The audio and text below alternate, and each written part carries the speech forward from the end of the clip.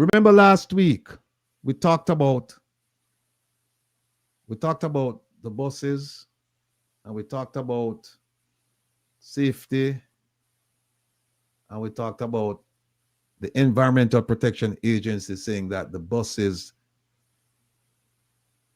they were not safe for our children because the children were inhaling the diesel fumes. It was causing problems.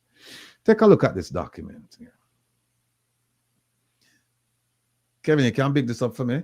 Because the program, and remember that Minister Daryl Vaz talked about the Clean School Bus program.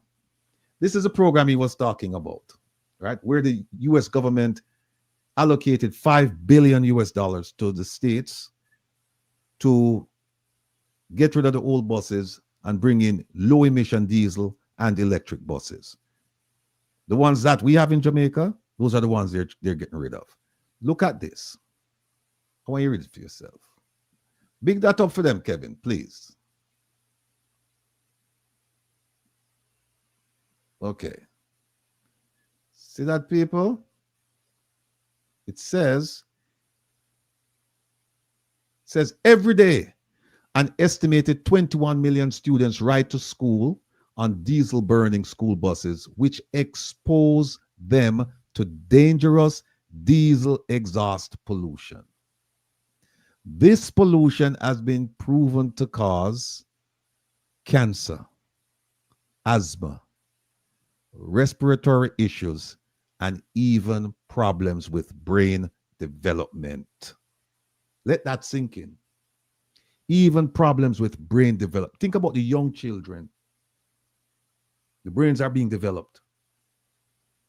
And these buses that we have with this diesel, the exhaust, it is going to cause problems for them. And here's how we know that it's the program. Here it is right here. But in 2021, after years of tireless advocacy by individuals and organizations nationwide, the bipartisan, meaning Democrats and Republicans alike, everybody agreed that we need to get new buses for the children, clean buses for the children.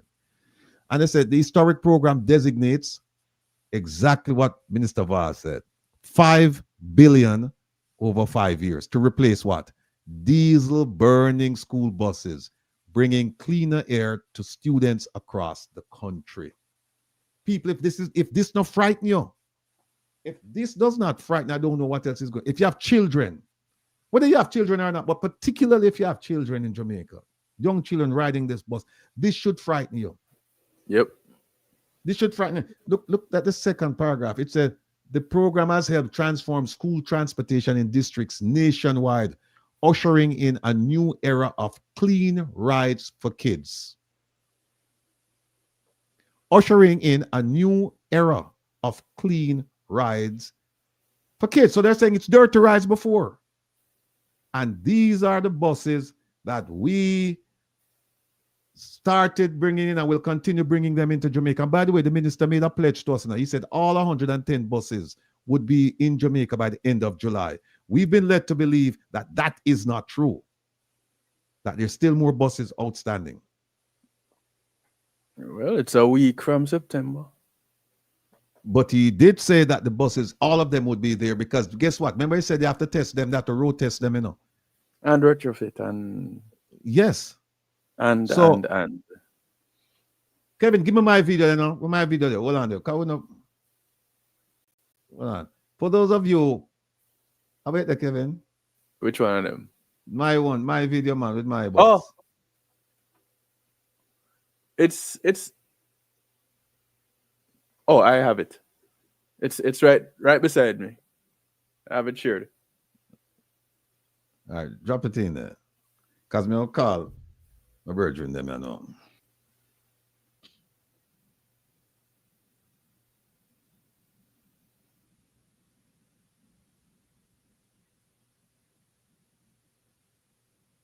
See it there? Where? You ready for it now? Yeah, man, drop it. Ladies and gentlemen, I'm back again. And this time, we're not going to drive the bus. We're just going to talk a little bit about the bus because we've heard so many stories about how we bad mind because we've brought this to the attention of the Jamaican people. The cabinet is responsible also. It's not just Mr. Vaz or Minister Vaz. The cabinet is also responsible for the purchase of these buses to take our children from the rural section of Jamaica to school. Now we have come up with plans that don't include these buses. They don't. But we won't talk about that today. What we want to talk about is value for money. Now Mr. Vaz says that the Jamaican public is getting value for money. The buses are in great condition. We know that not to be the case. It's not true. But what I want to talk to you about today is not the refurbishing, not the retrofitting, just the value of these buses. Now, as I mentioned to you last week, this bus cost, well, let me tell you what it didn't cost. It didn't cost 20,000 US dollars. It didn't cost 5,000 US dollars. It didn't cost 3,000 US dollars. It didn't cost 2,000 US dollars. You can actually purchase these buses at auction for less than $2,000. 2010 buses. And we're talking about Bluebird Thomas International. This bus, ladies and gentlemen, cost exactly this. One US dollar. That's the cost of this bus. And the gentlemen who purchased this bus, they were kind enough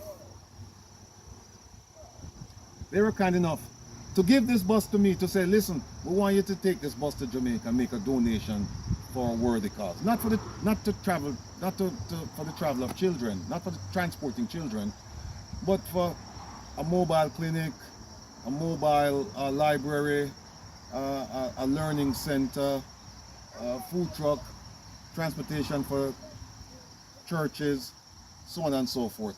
And also remember that if I had contacted them last month, I would have gotten 7 buses. This would have been the 8th bus for $8. 7 plus 1, 8. $1 a bus, 8. Now, Minister Vaz, I showed you my document last week that this bus was purchased for $1 American. I'm challenging you now to come forward and put up your documents to show how much you paid for the buses, because it's going to be quite telling. What's going to be quite telling going forward is that the Auditor General should make this a priority, should conduct an audit, and if the numbers don't add up to value for money, then there should be a surcharge action. And that surcharge action should be against you and the entire cabinet, because all of you are responsible for that. 1.4 billion Jamaican dollars. We believe it wasn't spent in the best interest of the country. See you on Saturday. Take care.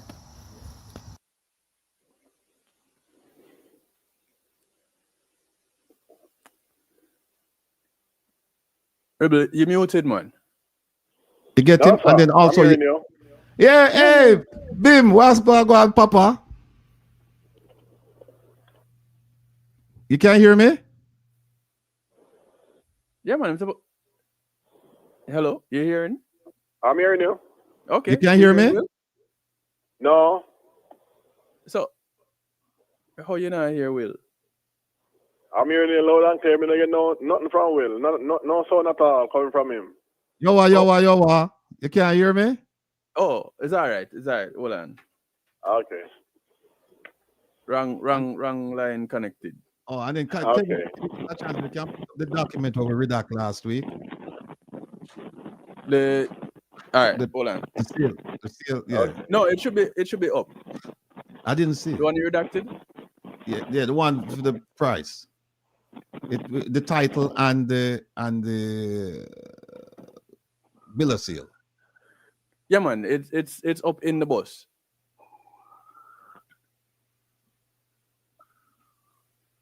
All right, while you do that, And people, I don't see how my boss said, because guess what now? My boss, as Missy B would have said, my boss plus tax. Because here's what happened.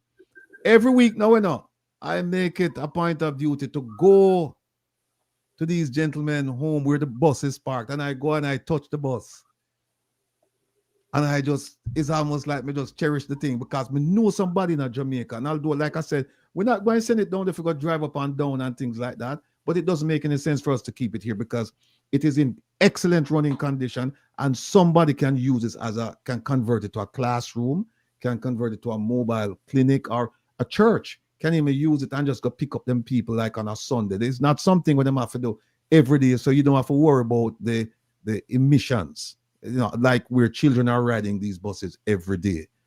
You may have a community, they have a soccer team, and they just need the bus to go play games maybe once a week or something like that. So that is where we are. We set up yet, Kevin? Yeah, man. Bim, you hearing Will now? Bim. Hello? Them not hear me either? Hello? Oh, I'm gone. Hello, you hearing? Bim. Bim, you hearing? Him not hang up. I'm gone. No, man, hold on there. Me call him, man. Me forget him, man. Hold on there. I get him, man. What a thing. Hold on there. Yeah, so every week I'll be making another video next week because I'm going to go out there and this time I'm going to make a video inside the bus and show you how clean this bus is. And Hello?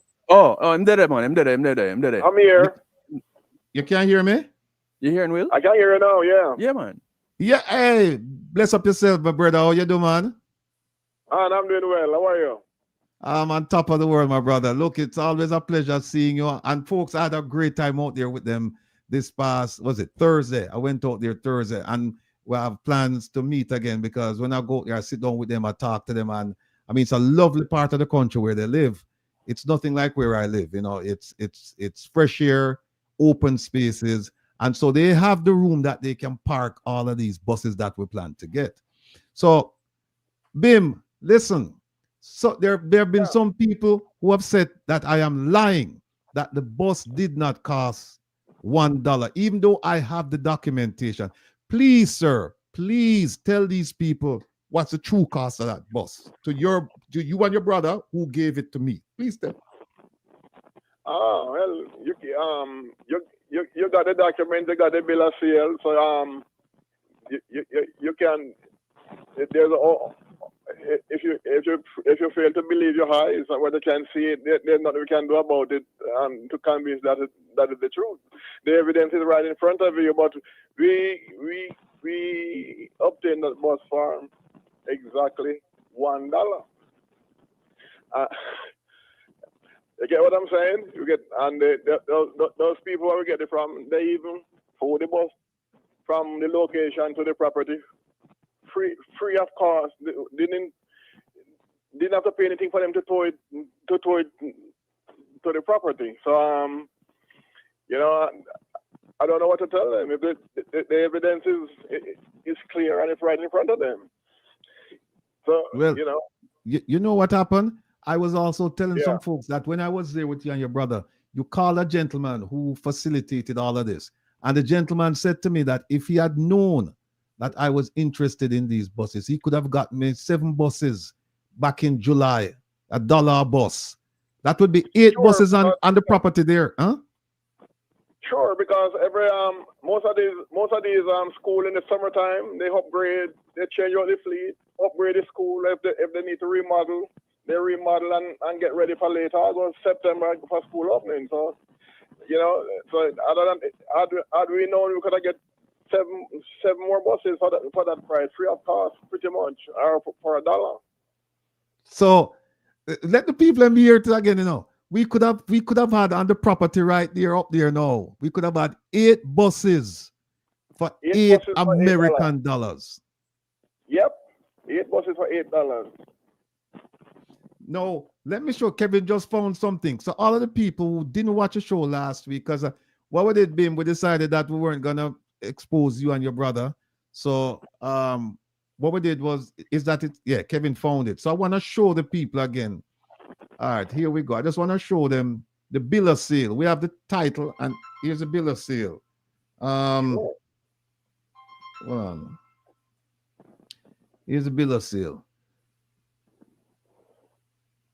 And we redacted the name of the school, and the date is July 11, 2025. That's last month. And here it is. To whom it may concern, so and so school has transferred ownership of bus 59. And I want to see the big 59 on the bus. It's a 2010 bus. And now keep in mind, people. All right, hold on.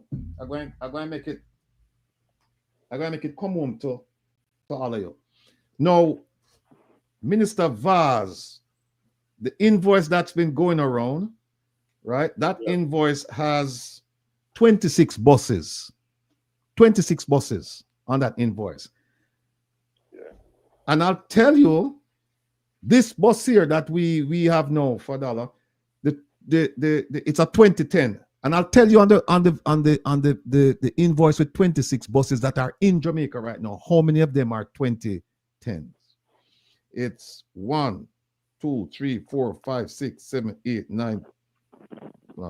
This looks like 11. 1, 2, 3, 4, 5, 6, 7, 8, 9, 10, 11.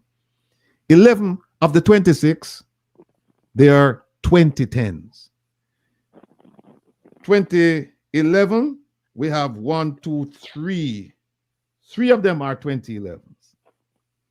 Then for 2014, we have 1, 2, 3, 4, 5, 6. I think 7. Yeah, 7. 2012, 2010 is actually 12. I've just seen. Let me write this down so we can. The 2010 buses, I think it's 12. The 2011 buses, 3. The 2014 is 1, 2, 3, 4, 5, 6, 7.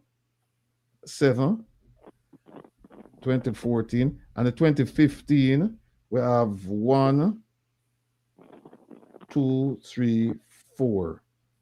That makes sense. 7 and 3, 10, 22. Yeah, 26. So listen to this now, people. 26 buses.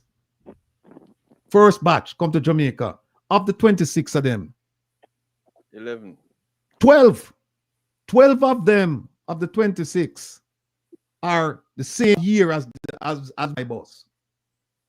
12 of them are the same. Yeah. Three of them are 2011, 7 of them 2014, and 4 of them 2015. So the overwhelming majority of the buses in the first batch, they're this bus, same year, 2010. And I guarantee you that my bus run better than for them one. I guarantee you. And not only that, my bus have the differential for climb hill. For them one to have that. Because the minister said them buy them in Florida. Right? I know Florida, flat terrain, right? Nice roads. Right. You know we have it make for climb hill. And then look right here, people. Look right here. Look right here. If you don't think me, I lie too now. Right. Hey, Ratty. Yes, sir. Yeah, but I give my views on 1 second. 1 second, Bim. Hold on 1 second. People don't say that. Okay. The vehicle. What vehicle are we talking about? We're talking about this vehicle. School bus number 59. There it is. School bus number 59, 2010 international bus, right? Nice bus. Nice bus. Run better than the ones that were in Jamaica. And look how much this bus was sold for. The vehicle was sold for $1. See there? And the title has been signed over to BIM. And bam. See it right there, sir? See there? And BIM, them call me. And when I go, these men are true patriots because them say, listen, we understand that, you have a platform. And what we want to do, we want to collect some buses and see if we can get them to Jamaica so that them can turn them into something useful. Because believe me, you know, some of these buses have been converted into homes. They've been converted into homes. So them say, we just want you to, you know, get this bus to a worthy organization or a worthy person that them can do with it. Them not, they don't have to drive up and down, but, you know, get some use out of it. And instead, so now we're asking Minister Vaz, we want you. Oh, wait a minute. Hold on a second there. Beam not going away. Kevin, what the last thing I sent you this today? Okay. What the last thing I sent you? I sent you something about it have a listing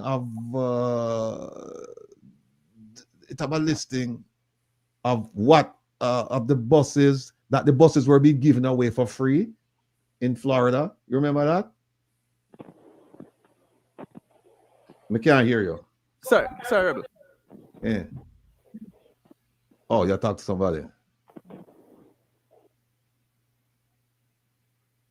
Sorry, somebody just come in here. One. Yeah. You remember that I sent it to you by email. Which one of them? What? There's one. There's one. The one I sent you, the most recent one. The email? Yeah, coming by email. Yeah, it's one talking about how the buses were. It's a report. It's a slide. Oh, the PowerPoint? The PowerPoint, yeah. Oh, yes, man. It is up, man. Which part of them?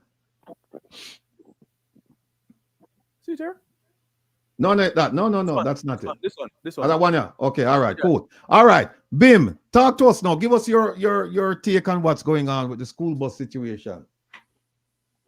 My opinion on the school bus situation with that minister track record, I think it was the school buses was just a rule to fleece taxpayers of public resources, and it's as simple as that. They just believe they could get away with it. In my simple word, where everybody can understand, it's just a con man. There's nothing better than that. That's all it is. They think they could get away with it under the cover of dark, and no sunlight was never going to reach them. It's just a money grab. There was no one thought about anything else than to fleece the taxpayers, in my humble opinion. Because other than that, when you get those buses, after they decommission them, there's not a lot of price on them. If you go most them rural areas, you see them use them as farm buses to bring in produce and all that stuff, and carry workers and all that stuff. But there is no real price on them for that 80,000 or US dollars or how much it is. It's just a shakedown at the taxpayers, plain and simple. Don't go nowhere, Bim. I want to show something and I want to get your comment, and Kevin, I go jump in as well, right? Here is something that we did around here, right? Let me add it to the stage. Oh, you put that up, Kevin? You put that one up? Move. No, wait a minute. You have to move the other one. Move the one where you put up. No. Which one? There's one. Oh, yeah. No, you put that up. It's not over here on my screen. No, man. That one a while ago? Yeah. Yeah, it's not on my screen. No, sir. I had up that is the one that I downloaded from you. That is yours. Yeah, but I don't see it over here. All right, add it. Let me see. So this is the document here, and that's the slide. So what happened is that we can't get it any bigger. It looked like it too big on the slide. That's what it looked like to me. The full screen layout? Nope. Look at that. So it looked like the orientation of the slide itself. All right. All right. Here's where we're going now. because it's not showing all. Yeah. It's hold on a second. I wonder. Let me see if I can get. I might be able to. Here's what we'll do. I'll send it and do it on my side and see if I can adjust the size for it to display. All right. Because that one presentation I didn't really pull up and look at.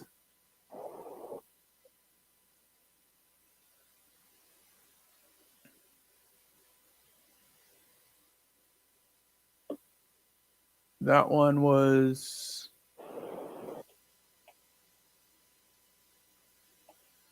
why am I breaking my neck? And I can just switch screens right here. How many of them buses there? That was the first bus you got, Bim? Yeah, that was the first one. That's the first one we got. Kevin. Yeah. Production manager say download it to Google Slide. Yeah, I'm going to download it on my side. But people, while Kevin is doing that, just keep in mind, right, that we could have gotten if they had reached out to us, because we know that this was no emergency. They've been working on this from 2011. When I said the governments, plural of Jamaica, PNP and JLP, they've been working on this since 2011. But this government has been working on it, according to the Prime Minister, from 2016. And we know in 2017 they received $200 million, of which we have no accounting. So they've been working on this thing. If they had reached out to the diaspora, because Minister Vaz knew about the $5 billion grant to the states to get rid of the old buses. So putting the safety thing aside, let's just put that aside and just talk about how you could have done this to save money for the Jamaican people. He could have simply gone up to the U.S. Embassy. Didn't even have to come here. Walked up to the U.S. Embassy, have a meeting with them and say, listen, I know that there's a grant issued by the government and that you guys are going to be getting rid of the older buses. Now, you're in Jamaica and you see the struggles we're having with children living in rural areas to get to school. So we're asking you kindly if you could have a program where you can get these buses for us. And I'm telling you, I've seen it work before. They could have gotten these buses for free. For free. The State Department, they love doing stuff like 5 years ago, they love doing stuff like this. They could have gotten them for free or at $1 a bus. They could have gotten them if they really wanted these buses. Let's say the buses were safe and they wanted them. They could have. But then, and they know about the diplomatic protocols. They know about those protocols. So what that has led people to believe is that there was no interest in getting the buses through the American embassy, or going to the districts themselves and saying to the districts, listen, Jamaica is a is a developing country, but we're having some challenges with getting children to school. The absenteeism rate is rising. Why? And so what we need to do is to ask you to, if you can provide some of these buses to help us. They would. Think about it. If they're going to give Bim. Oh, go ahead, Bim. Yeah, in this case, we have organization in this part of the country where we even have delegate and state senator with Jamaica background in this state. All they got to do, go to the organization and ask them to contact the Board of Education, and you could go through the Board of Education. They know how much bus is going to be decommissioned, and you could get it for nothing, a little or nothing, because once you tell them what you need it for and all that stuff, I'm certain you'll get the priority. Right. Let me just say the TM roads. There's a lot of ways you could go about you could go about this where it doesn't cost the country. Right. Let me just say to TM. Let me just say to TM Rose that I don't think she, assuming it's a lady, I don't think she heard exactly what I said. I said just putting the safety issues, the road safety issues, and the health issues, just put those aside, and let's say that the buses were okay, right? What they should have done, they should have gone to the embassy, and they should have negotiated to get the buses for free or heavily discounted. Because remember now, these buses are 15-year-old buses, and the school districts are anxious to get rid of them. And so if they and what they do is they are quite amenable to providing these buses to worthy causes. And when we get up this other slide, this slide here, we're going to show you what they've done in Florida. And remember, he said that a lot of his buses came from Florida. So we're saying, well, why is it then that they didn't get buses from these school districts? Right. So that is assuming that we're now saying that if they put the safety issues aside. No, so that's one. That's it's process and protocol. Now, when you get to the safety issue now, TM Rose, we have a big issue because of the emissions for the environment and also for the occupants, the children. Not to mention that it's on the driver sits on the left, and you really can't overtake with those buses, and then you can't even go around certain corners. You can't park them certain places.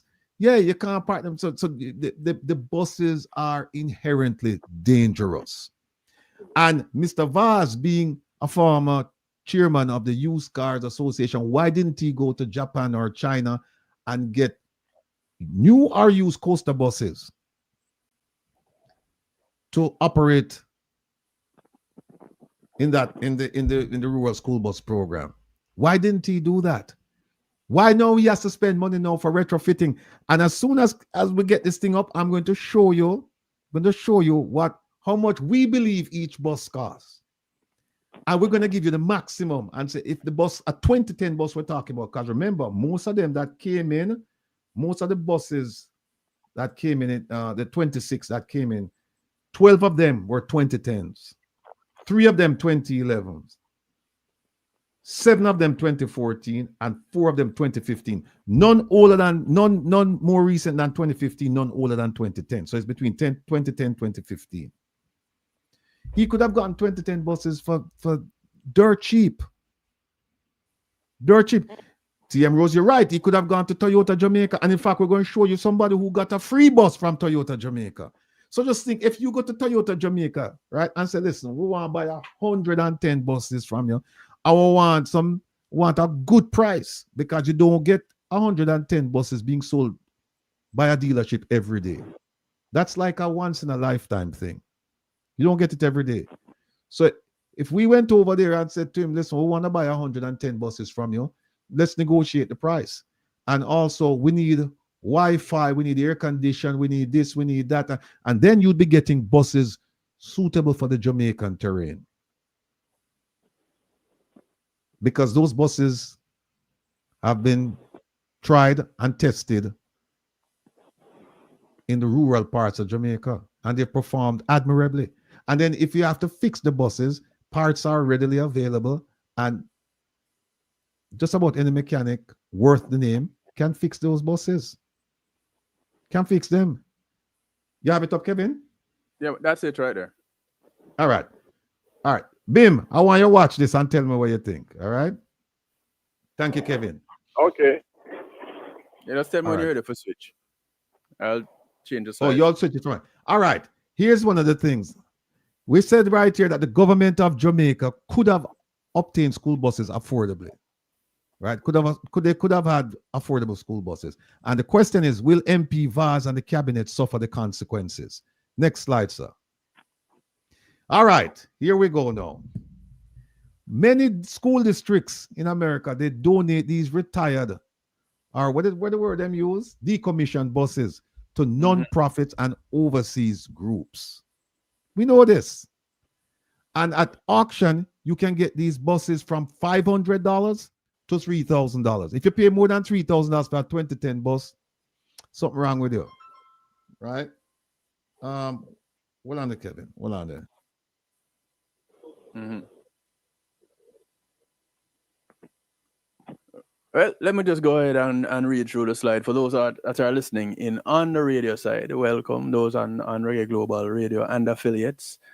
It goes on to state that state auctions sell these buses for $500 to $3,000. And like Will said, if you're paying $3,000 for a 10,000 for a 2010 bus, you need a small check. You need a small checkup. As an example, Alachua County in Florida donated 40 buses, and their services donates regularly. So there are places that we can reach out to and connect with to get these buses. The National Education Trust, NET, is a registered charitable organization, and the agency, the official agency of the Ministry of Education and Youth. Kevin, take that Yes, down. There's a more recent one. There's a more recent one with updated information. It's coming through to me now. it should that come one is through to mo- Yeah, and I'm gonna send it to you. Yeah, you can take that down. Oh, All right. right. Yeah, we'll just talk to the. So Bim, is Bim there? Yeah, man, I'm still here. Yeah. What we're trying to do right now is that we're trying to, through your links, we're trying to get some more buses, because I'm telling you, people are calling me. There's a teacher and she's watching the program right now. She's asked for 2 of those buses to establish establish classrooms, not to drive up and down, but just to establish classrooms. And then I've had people have reached out to me, said they need one for a food truck. I've had people reach out to me and said they need one for their community. I've had churches reach out to me and said they need a bus for pick up people and pick up people to take them to church. My church could I use a small bus? Yeah. Don't have a small bus. Watch here now. Even people from Ghana watch a program now and tell me, say great suggestion what to do with the buses, church, football team, etc. Thank you very much. Thank you very much, my lady. So let me see us. Still waiting to get and I reach out to my connection and let most of the people know that we are interested and all that. If we have to form like a charity or something where we can get them through it, we'll do that. Bim. We'll come together and do that. We have one. Yeah. OJLDF is a 501c3. Yeah, we have one already. Okay, all right. Yeah. And freedom. Yeah. Yes, these buses can be converted into homes. People have done it. And Petra said mobile Jamal. Yeah, it could be where you just, every Tuesday or so you drive to a community and you teach the elders or teach the ones who are out of school but they're they need some assistance in getting up to speed. We can do all of that. So I'm still waiting for the thing to come in, Kevin, because it has some outstanding information on that slide. So I'm just waiting for it to come. And on the other hand, when those buses go to auction, most time they probably buy the fleet for the old fleet. They're getting rid of it for a small fee, and then they go to the auction and auction them. So the auction price doesn't really reflect the prices where they get them from. Yeah. Right. Because I spoke to a gentleman. All right, it's here, Kevin. Let me send it to you. I spoke to a friend of mine, and he's watching too. He's a supervisor in a school in a district where they have 1,300 school buses, and he gave me some information about the safety of these buses, the Thomas buses he was referring to, and he said they're unsafe. So they're very unsafe, and I have other people calling me, telling me that, hey, look, these buses, they're not the best. You know, you'd be better off getting coasters and we have a plan. Because since them, well, I was gonna say since they can't think, but they can think, but we know why they actually did it like this, because we know that the emergency was not to get children to school on time in a safe manner this September. The emergency, based on everything we've seen so far, based on the procurement procedures that weren't followed, what we're seeing is that this was the only emergency we can think of is the election. That's the only emergency we can think of. That's it. Yeah. And an emergency should not be an emergency. An emergency should be insurrection, war, and natural disasters. That's what that's a term of art, and that's what it should be. It shouldn't be that you just declare, emergency. You can't use them for dialysis. Yeah, you could use them for some of these buses. You could use them for as clinics for mammogram testing. You could use them for mobile dental clinics. You could use them for dialysis clinics as well. You could use them for so many purposes. And again, they wouldn't be on the road every single day, right? They wouldn't be on the road every single day.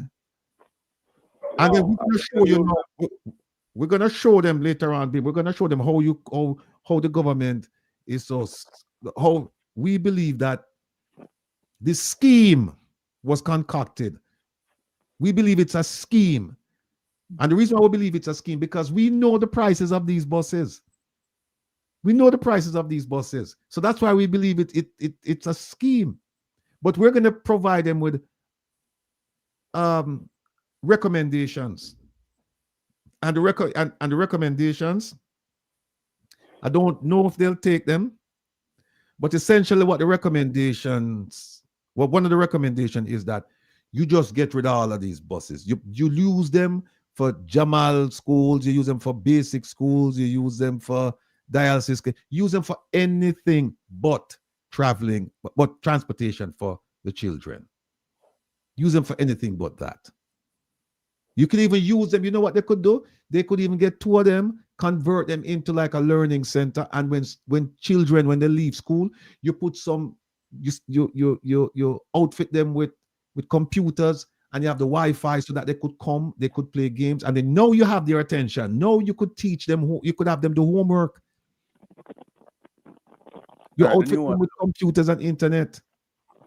Oh, it's there, Kevin? Yeah, the new one is up. All right, here we are, people. All right, so we talked about that already. Here we go. Many districts donate retired buses. We went through this one already. And we have the next one. You need to take down that one, man. Oh, this is not it? No. That one you need to take down. Which one? You need to share mine. Where is it? I don't see it. Beside me. Oh, this one? This one? Okay. Oh, so I need to take on this one. Okay. Yeah. Sorry. People, I'm technically challenged. Me need one of them buses of your learning center. All right. Yeah. So then now, please go to the next one. Next slide, sir. All right, here we go now, people. Remember, we showed you that this is a problem for the children. And here it is right here.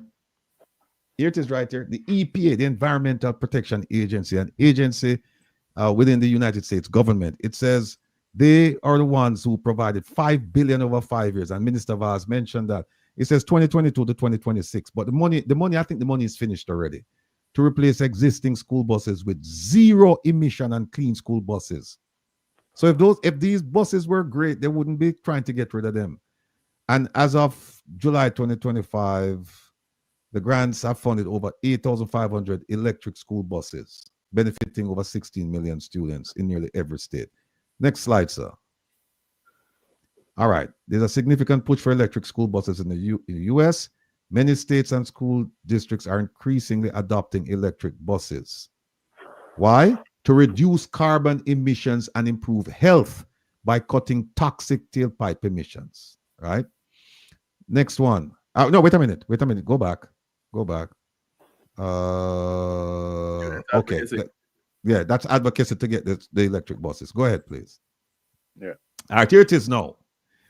The district surplus auctions are often conducted online, And you can get these buses, ladies and gentlemen. They could be yours. Anywhere from $500 to $3,000. From $500 to $3,000. So that's why we're asking. That is when you go through the auction. If you go directly to the school district, you're going to get them cheaper because they go get rid of them. And as Bim tell you, they brought the bus. They drove the bus to his location and said, "Here's the bus." He didn't have to go pick it up.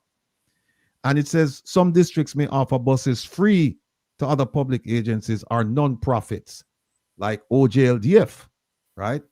And in Alachua County, they donated 40. They gave away 40 of their own. Donated. So 40 free buses. That's more than where, that's more than where we would have get, because our buses, and we are get them for $1. But see, some people get 40 buses free. Next slide, my brother. So they could tap into the thing with the school districts. Here's another one. They could partner with the Manufacturers Foundation, because Bluebird has a foundation. Thomas has a foundation.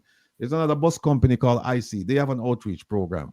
And they give away new and electric buses in Georgia and to nonprofits. And here it is. Jamaica could have negotiated corporate social responsibility donations of retired diesel buses while pledging to buy electric buses later. So they could have said, listen, we'll take all of the old buses that you have, and what we will do in the future, we will pledge to buy the electric buses from you when you no longer need them after a year, 2 years, or whatever. They could have negotiated that. And all of this could have gone through the embassy, or it could have gone embassy in Jamaica, or it could have gone through the embassy here, or it could have gone through the diaspora. So many angles to engage the manufacturers. Next slide, sir. They could leverage multilateral and philanthropic channels. Organizations like USAID, World Bank, or IADB, Inter-American Development Bank, they often finance school transportation initiatives. They say, yes, we see where you're trying to develop the skill set, the mental acuity of your young population so that they can become responsible members of the society. So they said, yes, we will get involved. We will do that. Remember now, you see all of the money when them get $750 million for COVID, and we still don't get an accurate accounting of where the money went. Them could I get money for buy the buses? No, go back. Yeah. Oh, go forward. Oh, that's it.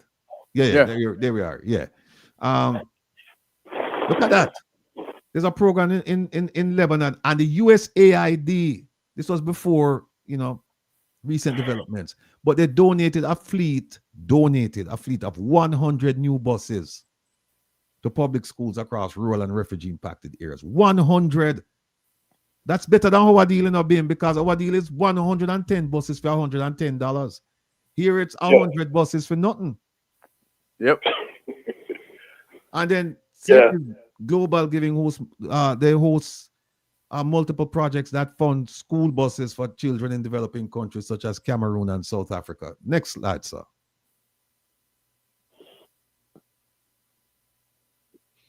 And Kevin spoke about this a while ago. National Education Trust, that's a registered charitable organization. And they could leverage Jamaican diaspora groups to coordinate with districts on acquiring the buses that would otherwise be scrapped. Because a lot of these buses, they get scrapped because nobody don't want them. They could use the international vehicle donation platforms. They could pursue grants and funds focused on electrification and safe transport. They could partner with global education and development programs. They could engage with bus manufacturers. These are all the things that they could have done as part of their due diligence. Next slide, please. All right. Now we are going to get tonight now, people. Now we are going to get tonight. No. Approximate cost per bus. Now, Minister Vaz, I hope you pay close attention. Because you are our servant. You are our employee. We send you out to go buy something, and you mess around and you come back with junk. And so now we're asking the question now. We're going to dig a little bit deeper now. The bus, each bus, you could get it. You see it says 0, donation or purchase. You could get and we went a little bit on the high side, because you could have gotten this bus. The 2010, the bus 59, that bus was $1. And that was purchased. It was not donation. But you could get a bus, a 2010 bus, anywhere from $0 to $4,000 US dollars. The shipping would be 4,000 to 6,000 bulk shipping, depending on where you're shipping it from. Refurbishing and retrofitting, if done in the United States, would cost you $2,000 to $3,000. So now you're talking about putting the door on the right side. Now you're talking about the Wi-Fi and all of these things, the GPS. geofencing, the GPS, all that technology is cheap. Don't make him tell you that. It's cheap. And especially, and the reason why we don't even put transportation, land transportation, is because if you buy them in Florida and if you buy them in Broward or Dade County, how much is it going to cost you to get it to the port of Miami? What, $10? Right. $10? How much is it going to cost you? Nothing. So the subtotal, you're going to end up approximately, and these are approximate numbers, somewhere between $6,000 and $13,000. That is to purchase the bus, refurbish the bus, retrofit the bus, ship the bus. All of that. When cost, depending on the bus you get, it's going to be between $6,000 and $13,000. Then them says a 30% concession. We have found out that it's 20%. So the government is charging the government tax to bring the vehicle in. We're going to get to how you avoid that.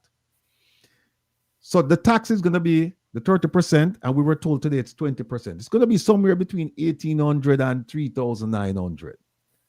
So the total we're looking at to get a bus in Jamaica landed on Upper Lindus Road ready to go, and ready to go is somewhere between as low as $7,800 or as high as maybe $17,000. Now remember, people, Minister Vaz was given $1.4 billion by the cabinet to buy the buses. That comes out to, at an exchange rate, I think of 150, it come out to like $8 million plus dollars. $8 million plus dollars, right? And what that means is that each bus would be allocated about 80,000 US dollars. So let's say it's a high one. Let's say it's 17,000. How much are you missing, Kevin? 17,000. Yes, 63,000. 63 per bus. Well, 53 per bus. Well, 80,000, right? 80,000. Yeah. All right. 63 per bus. 63 per bus, right? Where is the $63,000 per bus? Per bus, where is the $63,000?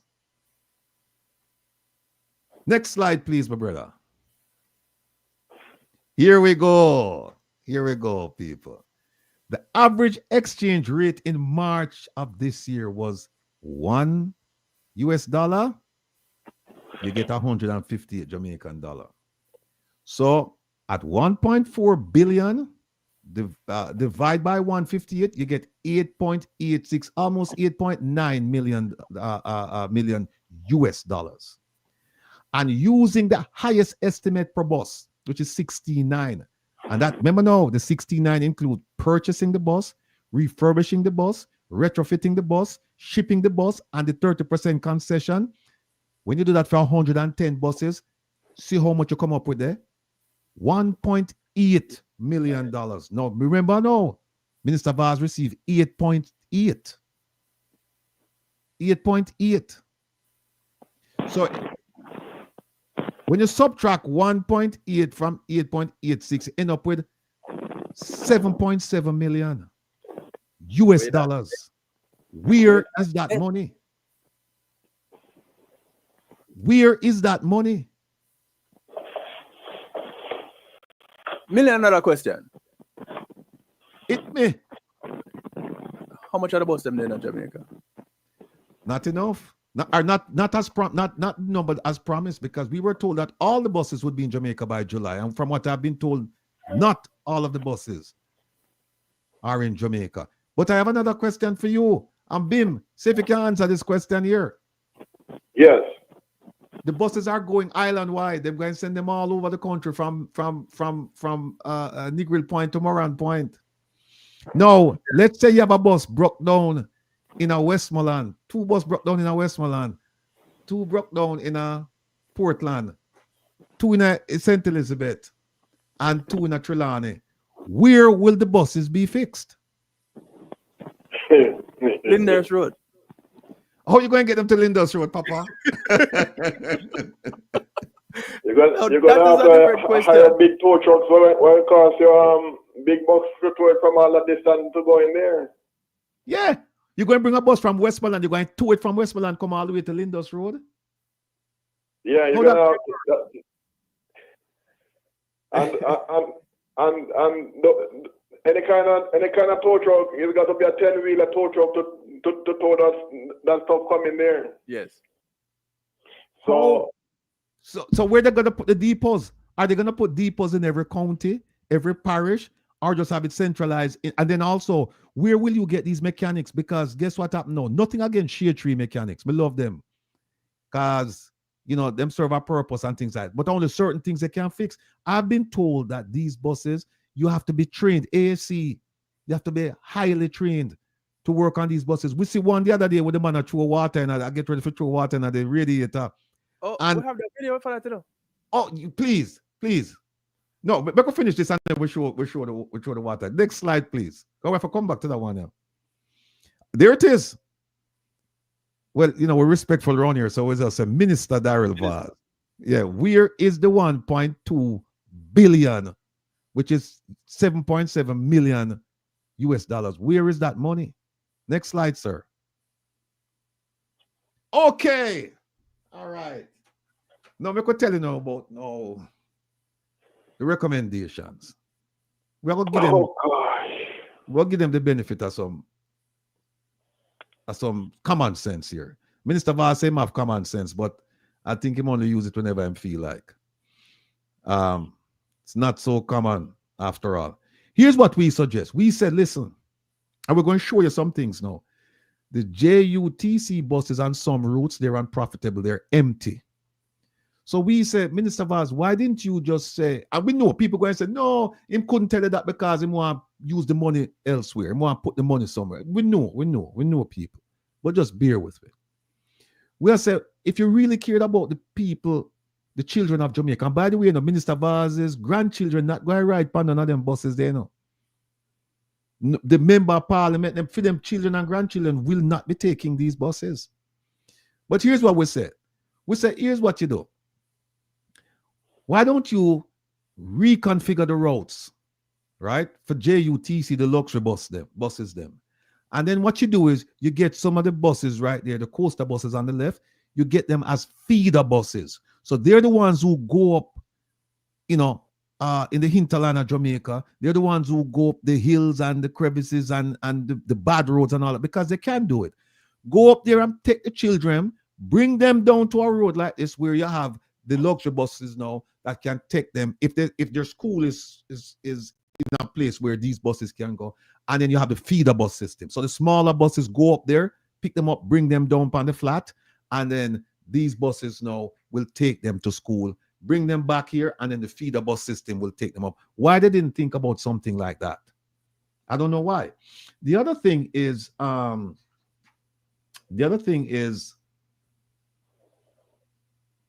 me just see it. The other thing has to do with the Procurement Act. With the Procurement Act, we need to tighten it up. We've had 2 amendments so far. We need to tighten it up and put stiffer penalties for public officials who do this kind of thing. We need to tighten it up. That's recommendation number 2. And recommendation number 3, if they were thinking about the children and the people of Jamaica, here is what they would do. Because you hear Minister Vaz say, oh, we have to pay a concession and it's high. Fine. Here's my suggestion. My suggestion is this. The head of state of Jamaica is not the prime minister. The head of state of Jamaica is the king of England, who's also the king of Jamaica. And he's represented by a man who carries the title Governor General. Right. Now, the Governor General, based on his status, does not pay taxes. He no pay duties. He no pay none. And he says anything that come in to help him with the accomplishment of his duties or comfort his possession, he pays no duties, no taxes, nothing. Because of him I run things. He no pay no income tax, he no pay nothing at all. So my advice then is this: if the government cannot find a way to bring the buses in for free, if they have to pay the 30%, well, all they have to do is go to the Governor General and say, listen, you're the head of state. What we're going to do is make you the patron of the rural school bus program. And then we're going to fund the money. We're going to allocate the funds through your office. And we can even put up your logo, the Governor General logo upon the bus them. And we can say under the patronage of, and we'll put your name there and make you run the thing. And we don't pay no taxes. And then we want you come out and we want you ride on the bus and do a PR on the bus for the children, cut some ribbons because you're good on that, right? Have some of the buses park up at King's House, have the media come in, and you give a fancy speech. And that's what you do. And these people, but you know what? Somebody told me that there was a reason why they're paying the 30%. Or the 20%, whatever it is, the concession they're paying, there's a reason why they're paying it. There's a reason why they're paying. And the reason is not a good reason. It's not a good reason. Let me see the next slide, Kevin, please. Oh, my goodness gracious, Kevin. My goodness gracious. See the buses them where I talk about, I know. And see the Minister of Health, him get one free from Toyota Jamaica, and he got it on July 21st. A little over a month ago, him get Fumes bus free. Him get one free. So why is it we couldn't go and say, okay, you know what, Toyota of Jamaica, we are going to buy some buses, and tell you what, you have never had this many buses ordered from you. So we are going to pay, we are going to give you 10, we'll buy 100, and you give it 10 free. And we are going to pay a discounted rate. And then you put in all of the bells and whistles that we need now. Toyota of Jamaica would jump at that. But, Roddy. Yes, sir. Go ahead, Bim. Yeah, I'm saying about that's to tell you that the students was not their consideration, because if you work out how much bus per parish out of that 110 buses, it would be about 7 to a parish, and 7 to a parish can't carry much kids between 6 and 8 o'clock when school starts. So that would be just a tip in the bucket. That's true. So that's true. If you run one, the most one bus could run in the morning is one route. To get the school and get the kids to school on time. So, right.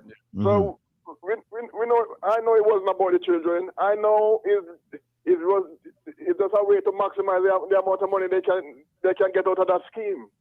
It's simple as that. All the solution we're trying to find, take me right back to the beginning. They want to maximize as much money as they could get out of that scheme. That's why they come to the US instead of going to Japan or somewhere else. Yeah, and Paul and everybody in the chat. Here's please just stay with me as I make the argument. The argument I'm making, is this: that they could have done these things that we're talking about, but we know that the interest was never about the children. That's the argument I'm making. I'm saying they could have done these things that we're talking about, but they didn't. Because remember now, they're the first to tell us that they are the best and the brightest. And don't forget the Prime Minister said, why am I pay them more money because I attract the best and the brightest. So we know, we don't believe that the interest of the people of Jamaica and the children of Jamaica, the interests were paramount in importance to the legislators and the parliamentarians. We know that because The evidence speaks for itself. But I'm just trying to give you an idea of things that could have been done. I know. So please, people, just bear with me. I know that that is not what was done because their interests were not for the benefit of the children and the people of Jamaica. I know that, but I'm just showing you that. I remember now what we start out. We start out and start talk about the law. We start talk about procurement and show you how the procurement, how the rules were bent and maybe broken. We start out with that and see where we are now.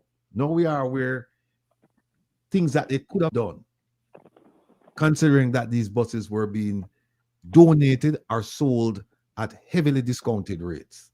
And now we have over 7 million that we're asking, where did this money go? And we've remember now, Mr. Vaz was the one who said that I have all the paperwork, I cross all the T's, I dot all the I's. And we're saying to him, okay, fine, well, show us. And so far, we haven't seen anything. And you know why why it's taking so long? Because there's a company out in Chicago, We never talk about that yet, Kevin. We talked about that a couple of weeks ago, but we never dig. We not talk about the stuff or we find out about the company yet. Where that company sent out an invoice for over $400,000 to purchase and ship buses from the US to Jamaica. The 26 buses. Right? We never go into that yet because we need to find out from this gentleman how we're getting at this mix up. We need to find out. Now, I have been getting information, but I just don't. I've been told that there is a person that could be affected by if certain information is released at this point. But there will come a point very soon when the information will be released and the truth will be told. Or uninvolved. Yeah, the truth will be told. Give me another slide, please, Kevin. Here it is right here. Chris Berry. I don't know if you know him. He's the head of an investment company in Jamaica and very influential man. And he loves to tweet. And he said, look, today I passed a shiny new JUTC bus in Yallas en route to Kingston. And he says, I'm just not understanding why JUTC would be driving empty buses so far. There was no one in the bus. No one. So that's what I'm saying. They could have taken these routes, some of these routes, and reconfigure the whole thing so that they could take some of the new buses, some of these JUTC buses, and partner with the smaller coasters and have a feeder program so that the smaller buses would go up and bring the children down. And then these JUTC buses would then take them to school. We don't see that. Yeah, CEO of Mayberry. Yeah, very, very, very influential firm, very influential person. Hit me that, Kevin. All right, here it is. Based on social media posts from August 2025, JUTC buses have been spotted operating with few or no passengers. While the company's official channels have not addressed this specific issue, the recent expansion of JUTC services into more rural areas and the low ridership levels may be a contributing factor. So, honestly, the problem, fix it. Fix it. Is that it, Kevin? I think that's it, right? Oh, here it is. 55% of Jamaicans approve the rural school bus system. Listen, I think it should be higher than that. I think it should be like 100% of Jamaicans support the rural school bus system in principle. Not the way it's being implemented. Facts. Not the way it's being financed. None of that. But we say, yes, the children living in the rural sections of Jamaica, they deserve, we have an obligation to provide transportation for them to get to school.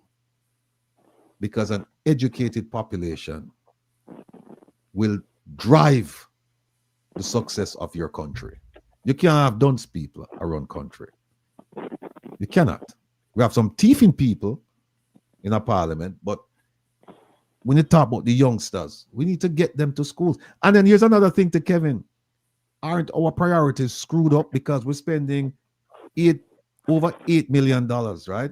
With buses that are unsafe to traveling, from a health perspective and also from the road safety.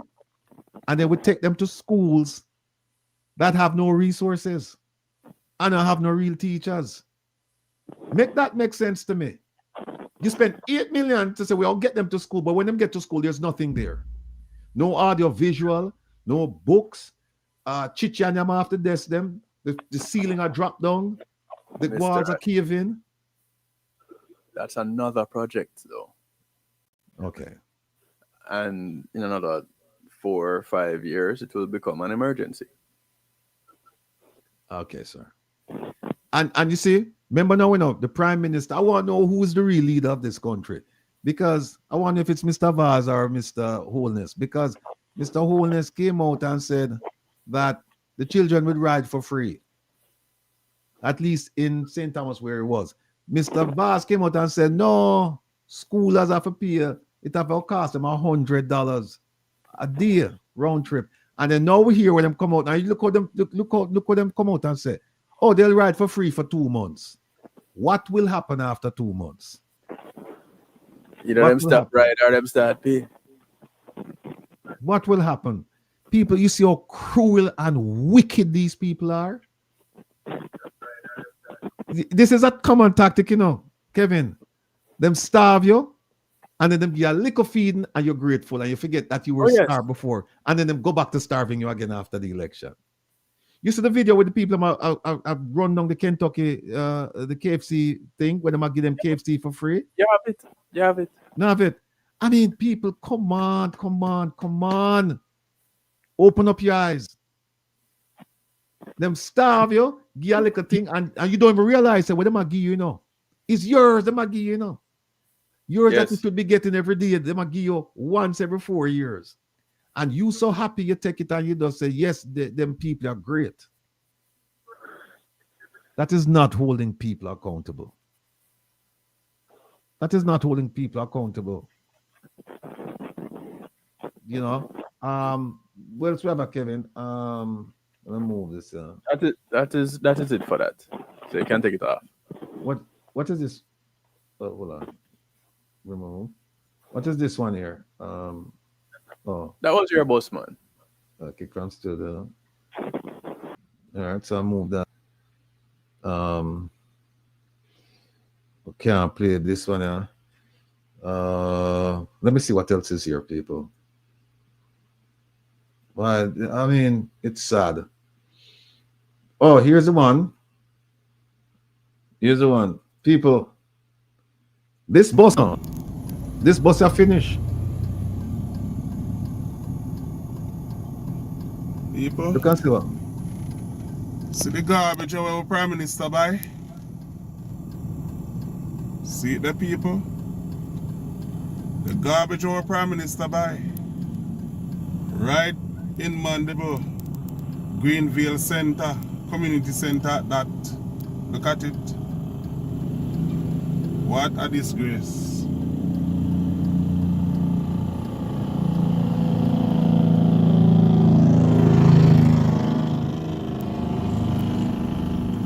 All bust them, man. My God. This taxpayer money go by.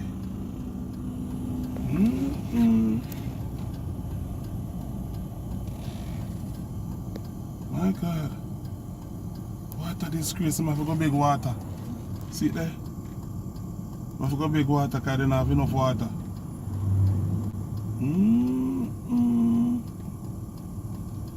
Look at it.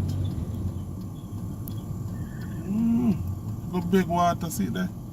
Ain't got big water. Oh my God. Gonna beg the gas station water. For train hour.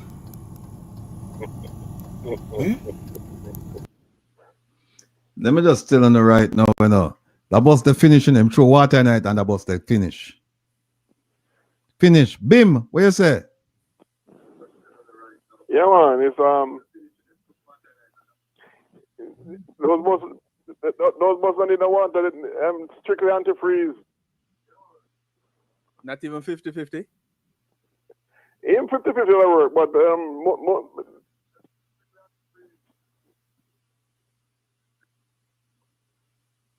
Well, like in Jamaica, the 50-50 will work, but like up north where the temperature can Right. get really cold, you know, so I'm use strictly under freeze. But in Jamaica, the 50-50 will work. Well, let me just tell you, Bim, that I spoke to a mechanic. Yeah. Mechanic who them work on these buses, Thomas and Bluebird, and the man told me, him say that bus, you put the water in it, it's finished because it's a special blend of antifreeze that they use. So once you throw the water in it, that's it. Because him start telling me the mechanics of it and say to go warp the head, and then you know you have problems. And see the bus broke down anyway, you know. And being make them know so our bus not broke down, you know, our bus are running. But that bus could go anywhere across the states. All I need to get diesel it up. That's all we need to do with diesel it up, my brother. Right. And people want to know, say, Beam and Bam said to me, say, listen, when we get the buses, them say we can do two things. We can just carry it, go up Port of New York, Port of Baltimore, or if you want, we can just go up on a road trip and we can just drive them, go down to Miami in a convoy and just drop them off down there and make the people, send them down to the people of Jamaica. So we have a lazy, leechy Governor General, but I think I'm going to reach out to him and tell him, say, listen, use your power and become the patron of whatever we're trying to do. Bring in the buses and get the buses to people who really want the buses to use as libraries, learning centers, clinics of all sorts, prostate testing, mammogram, dental, whatever it is. So they're not driving these things every day. Them just go once a week as a community service and just drive up and say, all right, people, all of you in the community who normally would not see a doctor until something wrong with them, let's do early screening. Come in and do it. Look at this, people. I was started there. Hold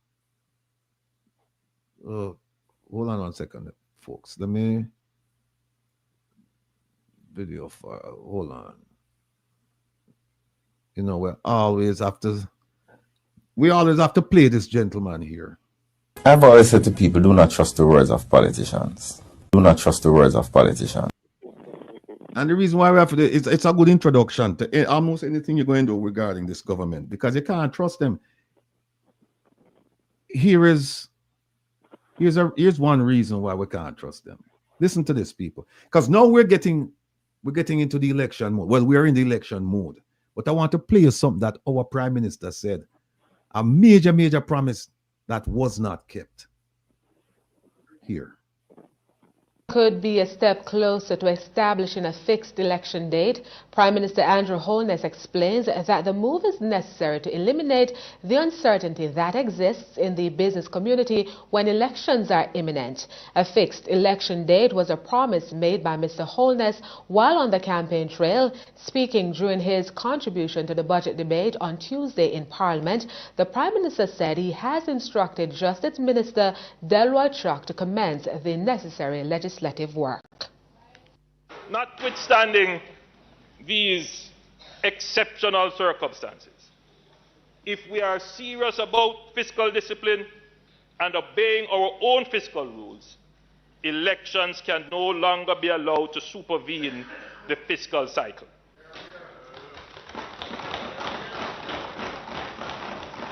Neither should the country be disrupted by protracted periods of uncertainty, mobilizing, demobilizing, and then mobilizing again according to political expediency. This comes at a significant cost to businesses and delays the growth agenda. The experience underscores the reason why Jamaica must move to a fixed election date.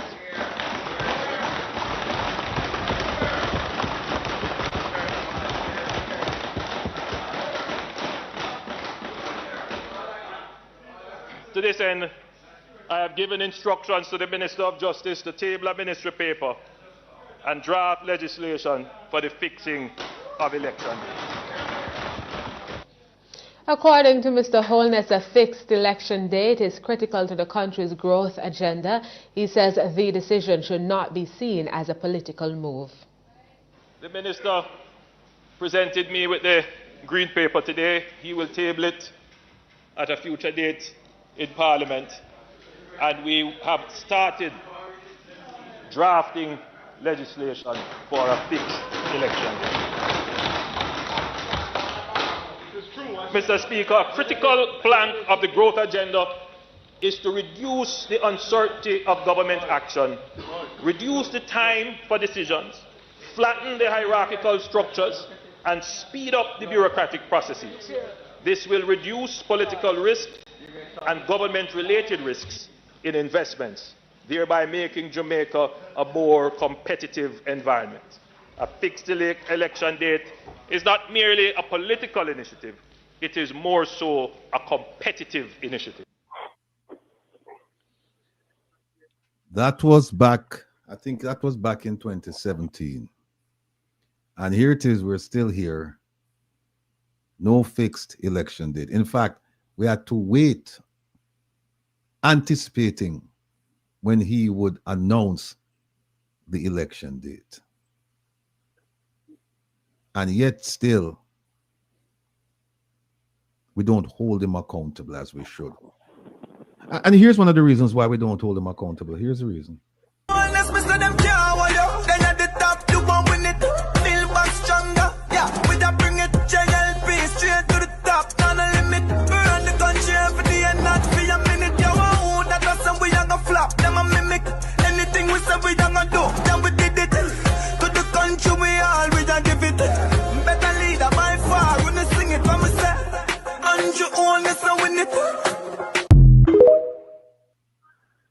We vote with the belly. And convenience. We vote with the belly, people. Them. I won't even answer them trick way. Kevin, what the one there? What the other one there? With Minister Vaz. Wait there. You know that? Oh, see ya. I wouldn't even say them trick way. Them a trick it. Here's why them do it. They know us. They know us better than we know ourselves. And here's what they think of us. Oh my God. And they're stupid. Hear that one more time. They're dunce. Oh they're my dark. And they're stupid. Rewind. They're dunce. Oh they're my dark. And they're stupid. That's why they do what they can. They do and get away with it, because we allow them. And this is how they feel about us. They feel that we are dunce, we are dark, and we're stupid. Hold on there. Wait, picture there with him, Kevin. Kevin, with the picture. Oh, me no see it up here. The picture with him. The picture is actually another video. No. There's one picture with Minister Vaz and his family. Oh, yep. No, man. It's not. You won't find it there. So those are videos. Oh, which part is there? It's on the other side. All right, hold on a second there. Let me show the people. Help me find it quick there. Are you say there? Yeah, I think I had dropped it there in the bus, but if it's not there, okay, all right, it's all right. It might be in the miscellaneous one. Oh, I think it's in a Oh, yeah.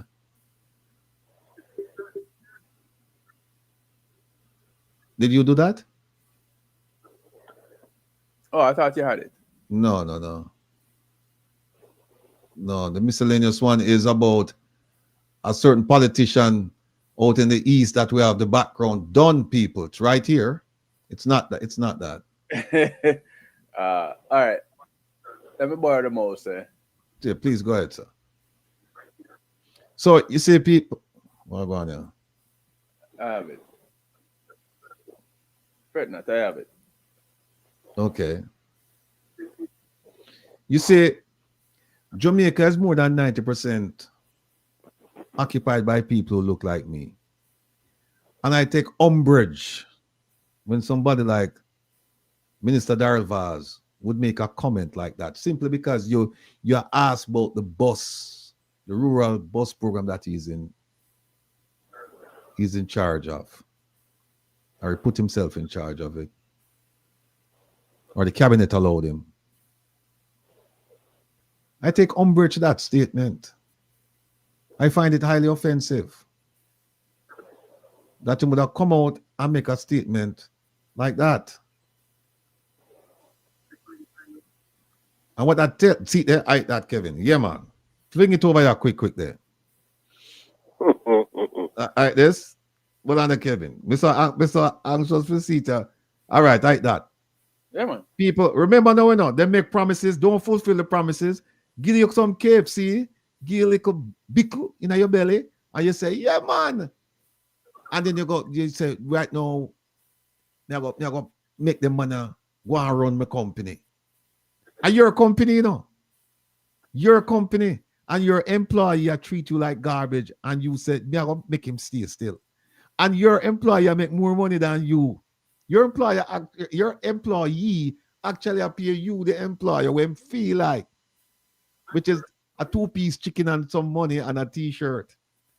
And again, here's what I'm doing. Oh my God. And they're stupid. Yes, I'm talk about Mosa way. Here it again. Make that lick no. They're dunce. Oh they're my dark. And they're stupid.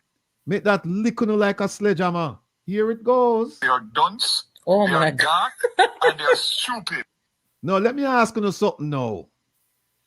You think Minister Vaz would have said this, but them people I know what me are going to show no? Hold on a second there.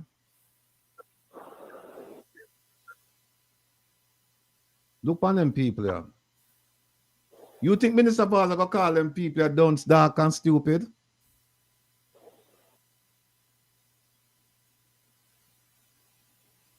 You think if one of them people look on him and say, Minister Vaz, or say to him say, Daddy, or Hosey, or whatever, you know, the program there, you know, there are some issues with the program, you know. You think him will look on them and tell them, say, them dunce, them dark, and them stupid?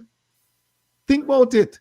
But him no hesitate for call we, because we have become our own victims. We have placed ourselves in the position to become victims. And so remember this, people. You teach people how to treat you. You teach people how to treat you. And so we have taught them that this is acceptable, the way they have treated us. But Virgin T gonna say all the meat look white.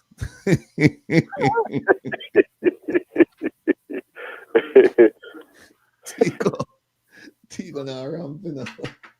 Tigo na around. He gonna say all the meat look white. Him say nothing black in everything there. Everything white. They are dumb, they are dark, and they're stupid.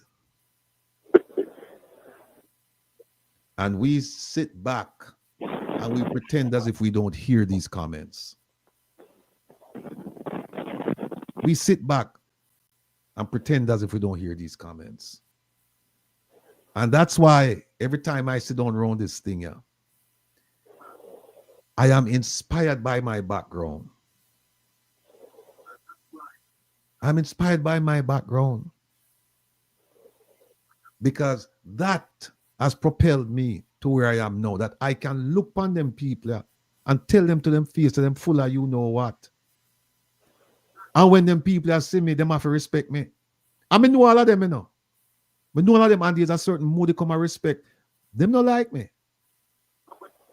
But them have to respect me. And that's all I ask. I'm not asking for you to like me. I'm just asking that you respect me. No, not asking. I'm demanding that you respect me. And them know that. So, you see, when you demand something like that and people know say you're serious and you know what you're talking about, you will get it. But you see, if you go as if you're accepting of anything, the crumbs and anything, any comments they make to you, just accepting of it, that's it. And that's why education is so important. Because once you demonstrate to them that you're no fool, you might look fool, but you're not fool. Once you demonstrate that to them, it's a different ball game. It's a completely different ball game. And that's why the spectacle of run down a truck or truck a give you food and this and that, and you have on the shirt and the colors and a carry on. That's why it's upsetting to me. It's upsetting to me. Because as a people, we should not be here. We stand on the shoulders of greatness, and yet we display weakness. We are complicit in our own suffering.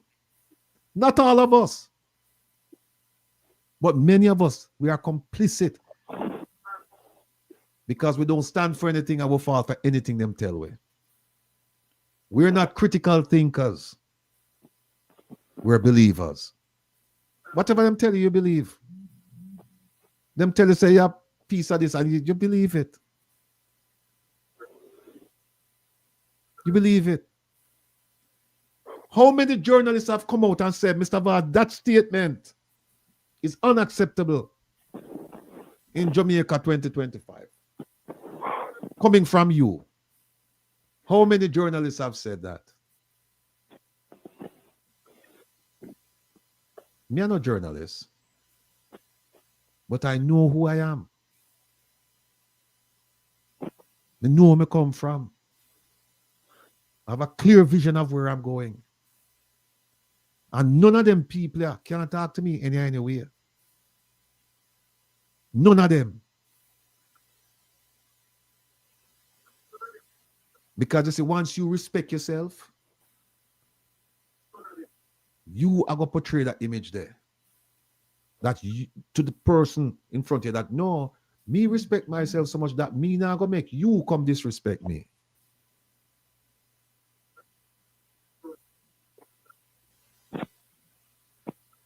Our ancestors must be turning in their graves right now. Because them say we died for change. But this is change for the worse. This is not change for the better. When a man can come, a man who you elect, your public servant, to say, we want you to establish a rural school bus program for our children who are most in need of transportation to get to school. And then that man turns around and buy garbage buses. Garbage, every sense of the word. And then when you question him turning back on you and say, you're too bad, man. And we accept it. And the people, and think about it, some of us who would jump up and down when them say you're too bad, man, I feel some of you pick me, I forgot right on them, the buses there, where I got cause asthma and all kind of problems later on, you know. And we have to go pay for them, pay for the buses, you know, round trip. We have to go pay for the buses, you know. They take your money and say, give me more money on top. This public school bus system is supposed to be for free. Supposed to be for free. And we sit down there and make the man tell us that we have bad mind. And Uno no understands that when he said bad mind is because he cannot answer the questions. Because if he could, he would have answered the questions and man shut you up. And this is coming from the very top. The Prime Minister has uttered this phrase on numerous occasions, them bad mind. And them said bad mind because guess what happened? It appeals to our base instincts.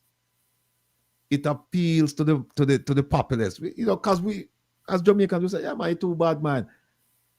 And so it's a slogan.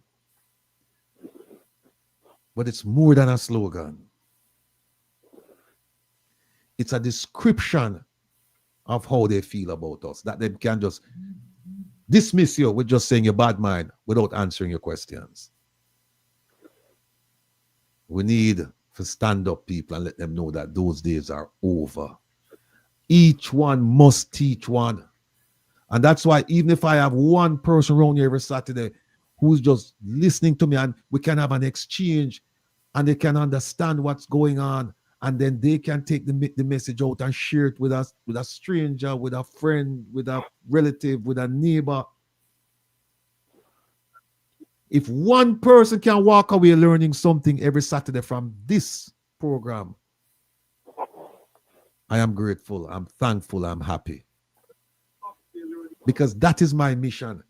That when you come around here every Saturday, I'm supposed to provide you with something. If it's even food for thought, that you can walk away and say, okay, I understand that. I understand that.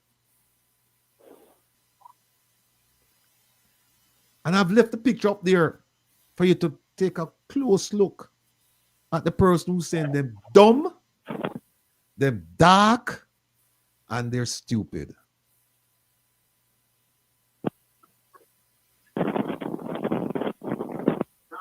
This is unacceptable.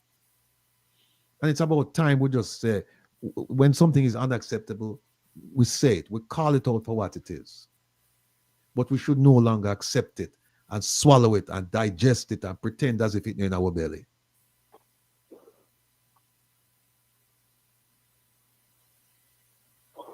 See,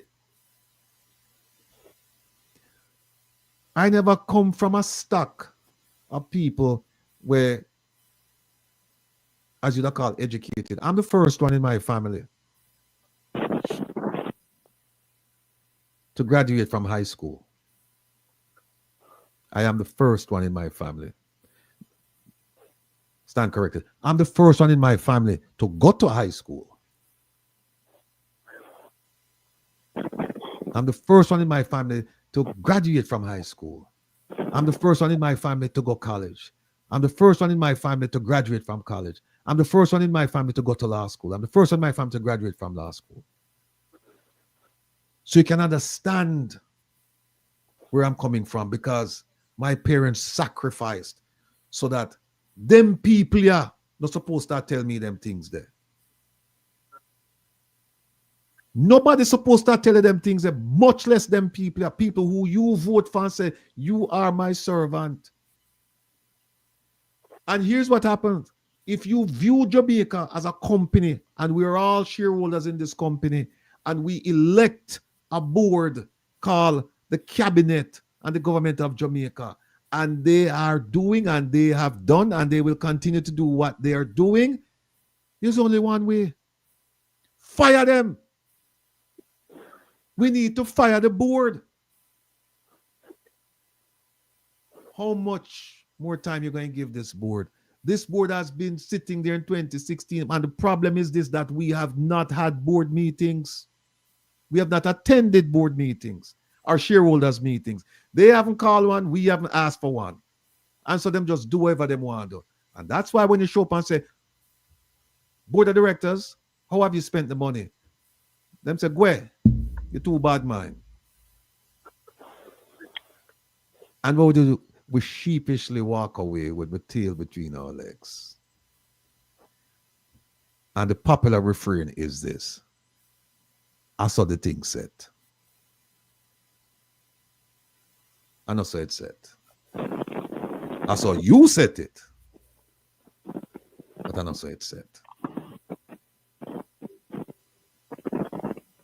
And until we realize that we are the true employers, until we realize that we are the financiers, until we realize that we are the owners, things will never change. We have to come to the realization there has to be an awakening. You know what? Let me read this again, because this thing is just... Enough things are fly up in the media, I know. But let me just read you again. Let me read you again what I read early in the program for those of you who you're coming in late. Yeah, say somebody just right, man. The production team member right and said, why did Olison come up with the idea, the atmospheric water system for the people in the cockpit country? I'm not care. I'm not care. It's a crab in a barrel mentality, you know. Him come from out of the ghetto and him reach up there. So him not looking back. Because he must say, a crab in a barrel, them people, and them are going to try bring me down. And me belong up here, so with them people where you see on the screen. Me belong with them people. Them are my combolo. Are my people them here. Not uno when me left. Fling stone and turn him back. Let me read you, for those of you who just joined us. Read you. Rattigan's Declaration of Truth and Power. Here we go. Ancestors, guardians of our destiny, Nanny's drum, Sharp's fire, Bogle's cry. Your voices still call us to stand unbroken. You bore the weight of bondage, yet carved freedom's path, kindling a light that guides us now as we choose Jamaica's tomorrow. Let conscience be our compass, truth our ink, integrity our seal. Let no silver tongue or sidelong deal outbid the hungry child, the waiting patient, the worker's wage. We vote not for colors, but for covenant.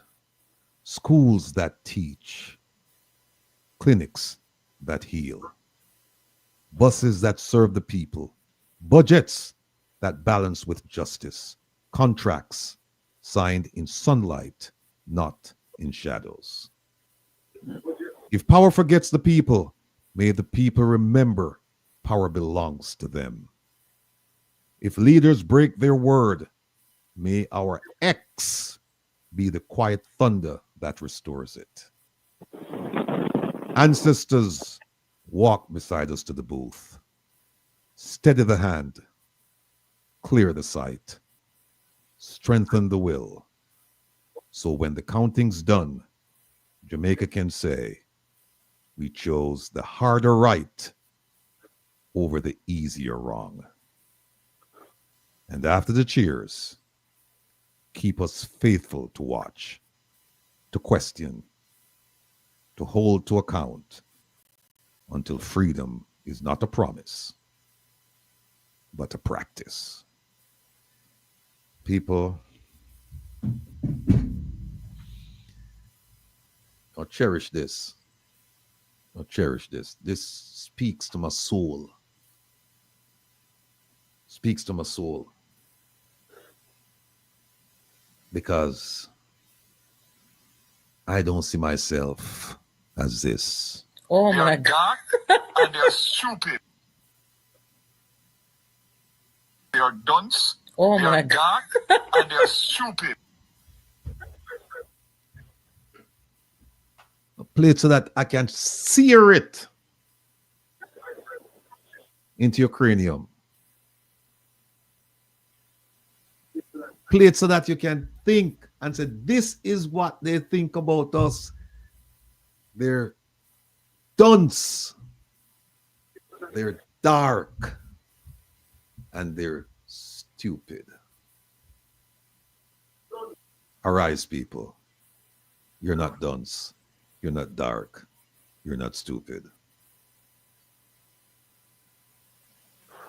You have a brain. Exercise it. Kevin. As you say, arise, people. I was immediately starting to look for a picture that we have used where the game is played on our backs. Oh, and said if the people rise, the game is over. Game is over. Yeah. Game is over. We are much better than this. And we see glimmers of it, of how much better we are. And it's kind of interesting. Here we are campaigning orange and green. And I saw a video of everybody like carnival, reveling in the streets. The way it should be. The way it should be. if only, I can't say it enough, if only that could be transferred into the leadership, if that could be transferred into how communities are developed. I can't win elections this week, and for the next 15 weeks, all there is before the next election is my little community and the road in my community alone getting fixed. Make it make sense. This mentality have to change. And one way or another, I believe this is where it starts to change. Regardless how the votes go on September 3rd, I do believe there will be a change. A change in holding government accountable is definite. That is definitely going to happen. Why? Because people have realized now that there are ways that we can go about doing that. And the push for prosecution because of persecution, because don't get it twisted, when you're being taken advantage of, you're persecuted. And the moment we get to the point where there can be prosecution for persecution, then we end up in a much better place. We're gonna reach it. Because these very things that are being put in place that are supposed to be helping us, there needs to be ways to maintain it. So here it is, they get the buses. Cool, Will alluded to it earlier. They get the buses where they're getting fixed. Who can fix them? But of course, things like that will bring jobs. Because now we're training people and we're giving them a skill. A skill that is not going to be used only in one area, but can be used across many areas. What that does is take our children off the streets. Mm-hmm. When we take our children off the streets, we're building better communities. When we build better communities, we end up with a better nation. If you don't see how the dots connect at this point, then you're just blind. You may as well just go dig a hole and lay in it. Because there's no help for you. This is where things change. This is where we step up, we step out, and we talk with our heads held high. We don't hold on our head and say, boy, you want to say, no. Hold up your head and talk straight. Because our government is accountable to us. The moment we let that go, we end up having an authoritarian system. And you read the history books. Nobody in Jamaica wants to have that. The people that had it didn't want it. So why, if we don't have it, we're going to want to take it up? No. So there's a fight beyond the fight. If things become authoritarian, it's going to be so much worse. And it's done bad already. So let's start getting our answers that we demand because they're ours to get. Mm-hmm. Let's hold them account. And if we don't have anybody in Jamaica that will do the legal side of things, then we need to leave Jamaica. Find the ways that they can be prosecuted outside of Jamaica. Like the Magnitsky. Mm-hmm. Because the moment funds start funnel through a place other than in Jamaica that starts with U and end with A, then you have grounds. If it's illicit gain, then let's go. Prosecution, here we come. And so the little things that we can do are the things that make the big difference. This program right here is a little thing that started. How long now? 4 years, Will? About About three and a half. Yeah, 3.5, somewhere around there. Yeah. Yeah. Mhm. And growing. The best part of it is from this platform, people have learned that they have more strength, more bite than they realize. They realize even more so when they're being taken for a ride. Mhm. And they're learning how to do something about it. We're not quite there yet. We still have a little bit further to go. Mhm. But believe me, people, we can get there. It's not that far. We can get there. Well, apparently you just got something a while ago that stimulated you in a different kind of a way. I see you look up. Right. No, Kevin, let me tell you something. And I'm trying to get folks to understand, to think critically and to understand that we are the masters of our own fate. Masters and mistresses. Oh, remember what captain Bim of on the our line now? Yeah, Bim. Yeah. Yeah. Sorry about that. Me get sometimes when me start getting in a mood, yeah, it's like me just want to get on my soapbox and I want to come off. Please jump into the conversation, brethren. Yeah. Yeah.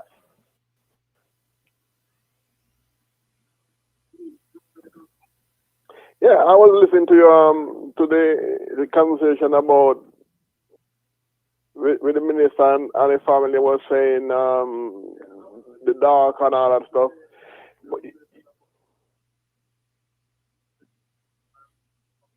Yeah. And but when the people of Jamaica have to understand, like I'm a businessman, and then my employee take my resources and get rich, and I ask him, oh, you come by all this if your salary can't cover it, and then he look for me as a business owner and tell me, oh, you bad mind. Make that make sense? Make that make any sense? We're working on it. We're still a billet. Yeah, don't make any sense. I don't know because I'm looking on it and it look to me like the man like Marcus Garvey must be thrown over in his grave, because from I was growing up going to school and the teaching of Marcus Garvey and people like that, and people still doing all that stuff and then give people their job, climb on their back, and then when they turn around, I hear they calling them boss. Mm-hmm.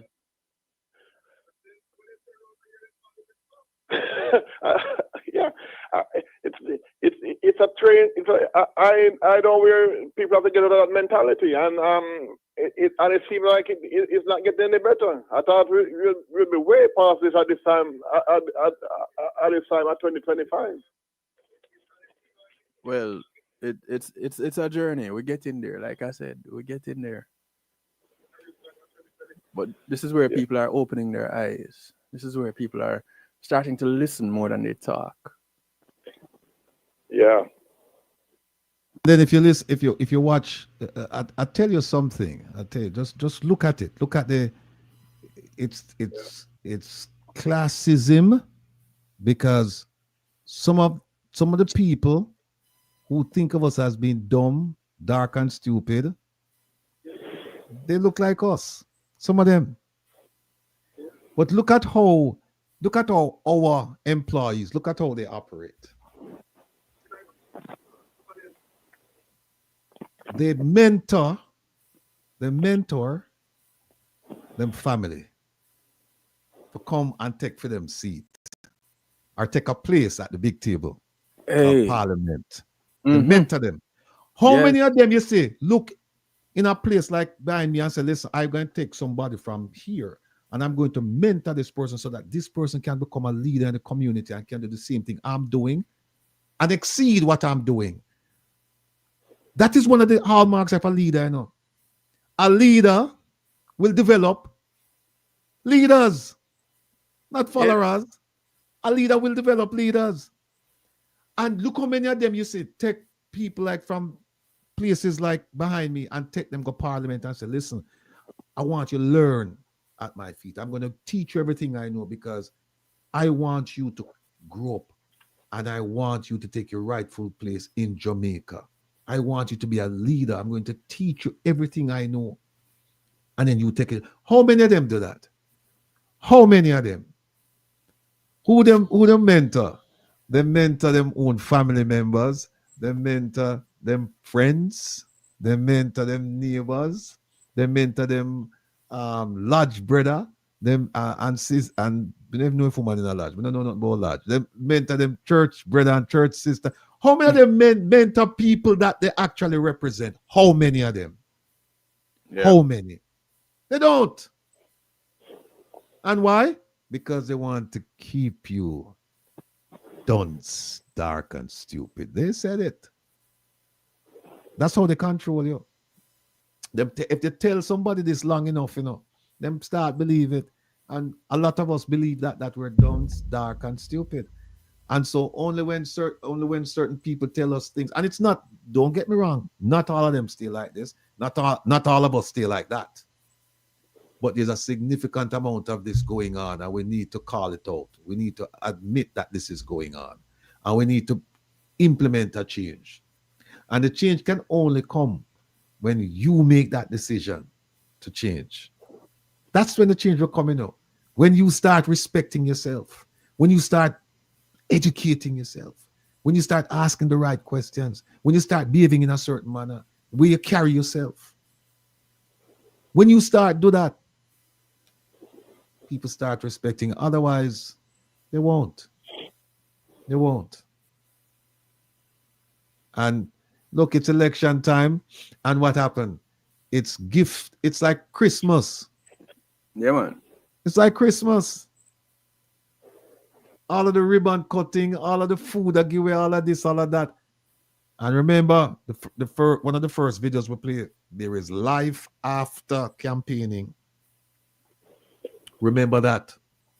Because if you're seeing them now, I heard that the Prime Minister in some rural parts of the country last night, late a campaign. You think them going to see him win, lose, or draw? You think them going to see him for the next 4 years?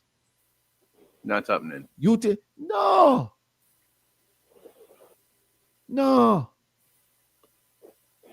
And so the power should flow from the people to their representatives, to their servants. Not the other way around. Not the other way around. And you see, what happened is that I would love to make, because there's a lot me have up here saying now. And me have a whole heap of space for upload.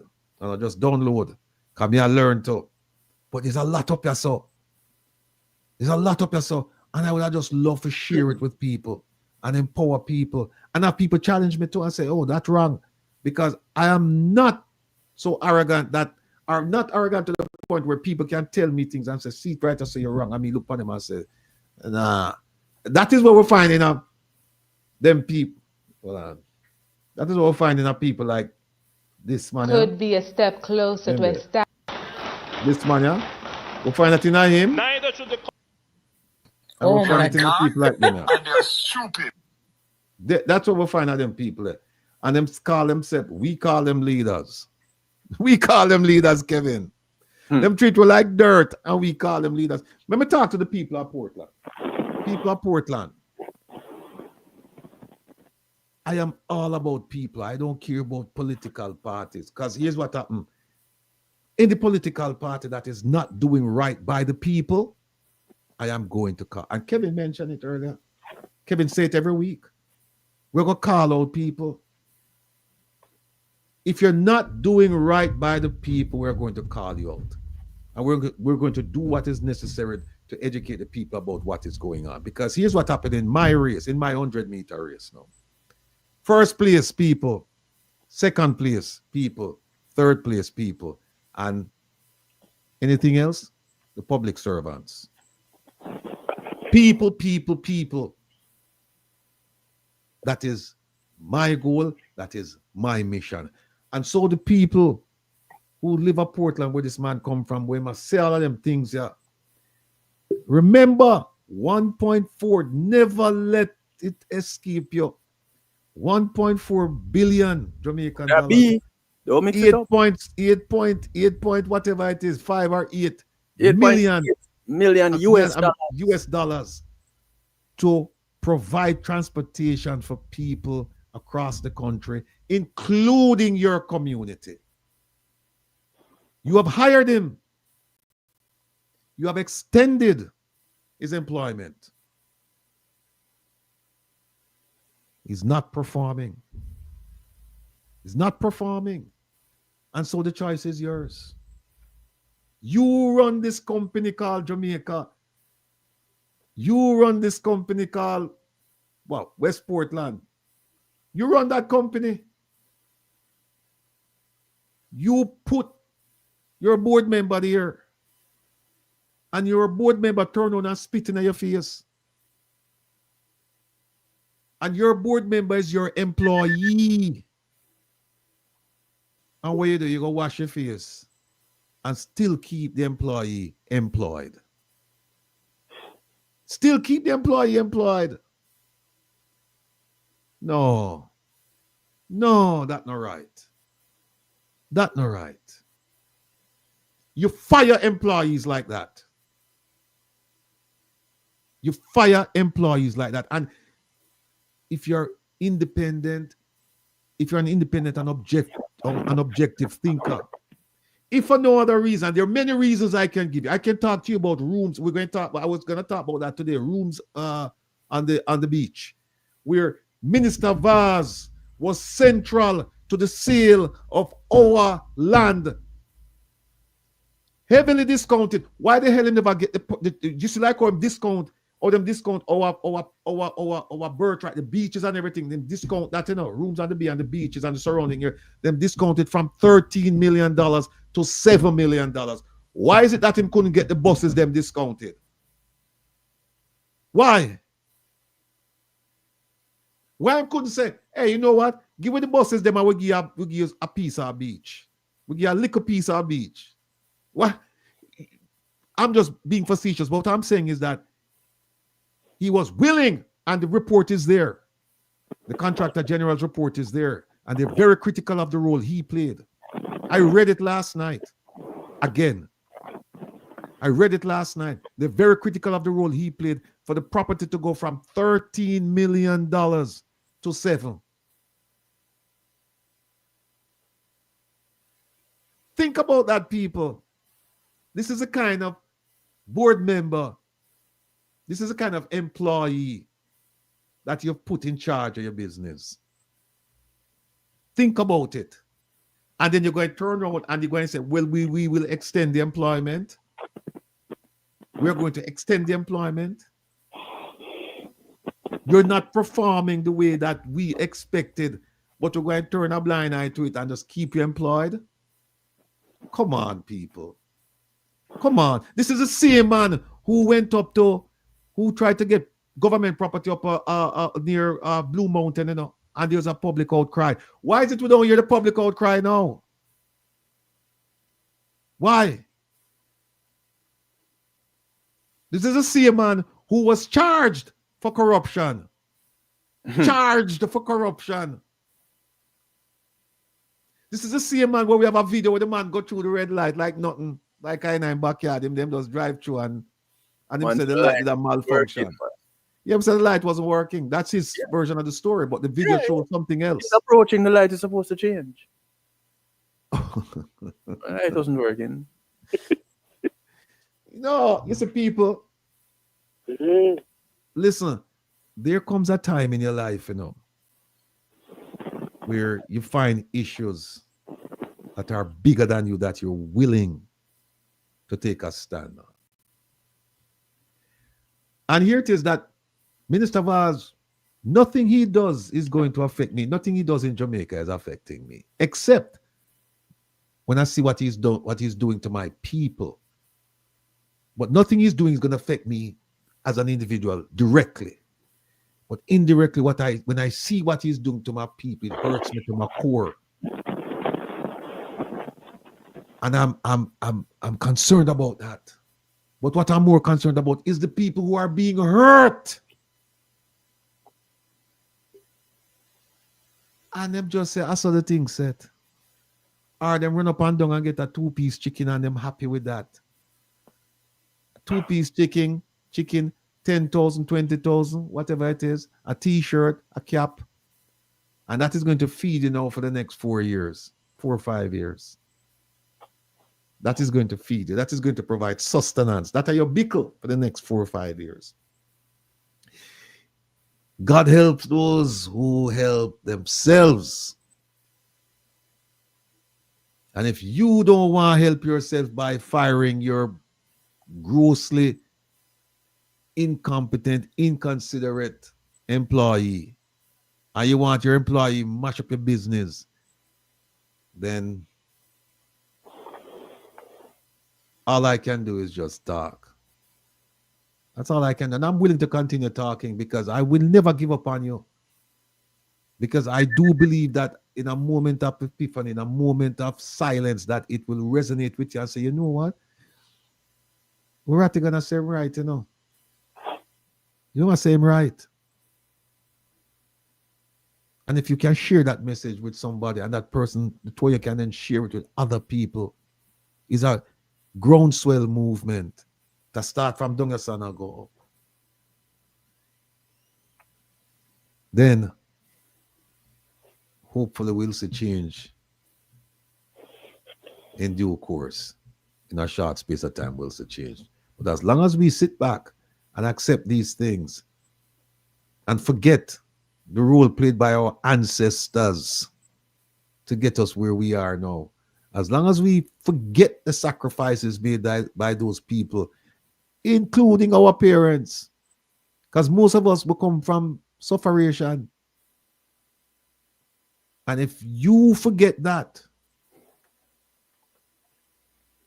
then we have more than a problem.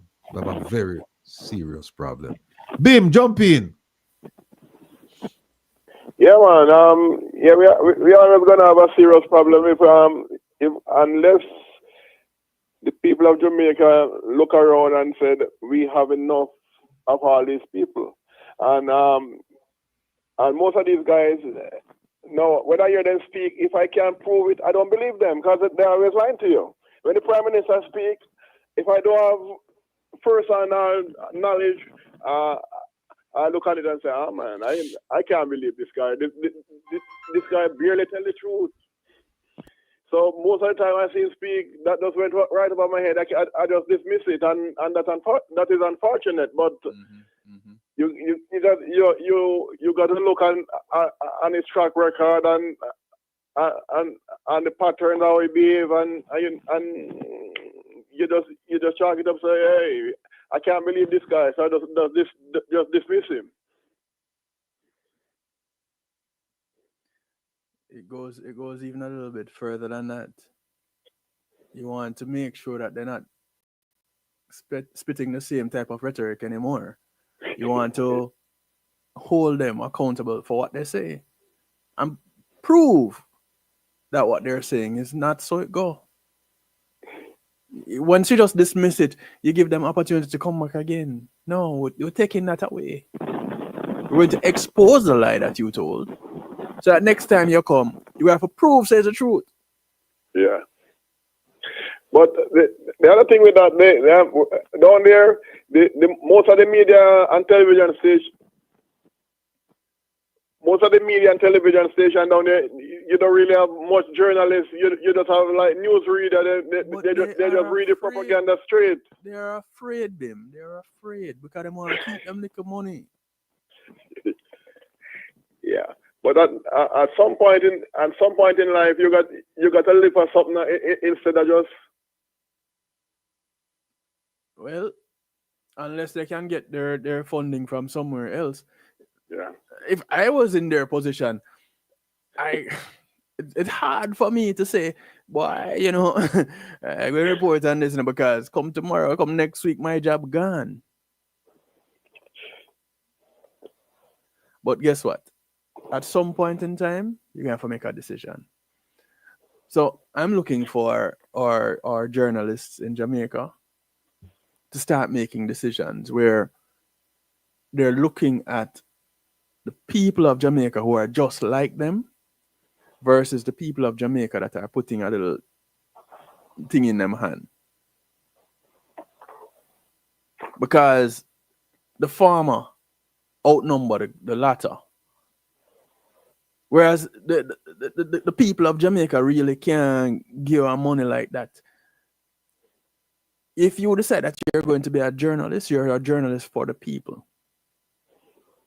Now, when you become a journalist for yourself, then, hey, if that is what floats your boat, then you do that. You're going to report on whatever is convenient to the people that is going to put something in your hand and give you a raise.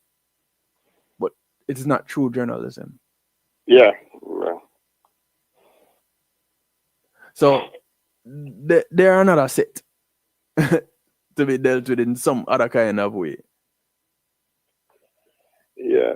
But on the other hand, everybody have a phone in their hand. So if you're interested or you're curious, you can bypass another what they're saying. You can go. There's other places you can look and find credible information. And this is how some credible information gets out. But what? Those that have the power to create a different narrative and spread it on a larger platform will end up suppressing that which is true. That's true.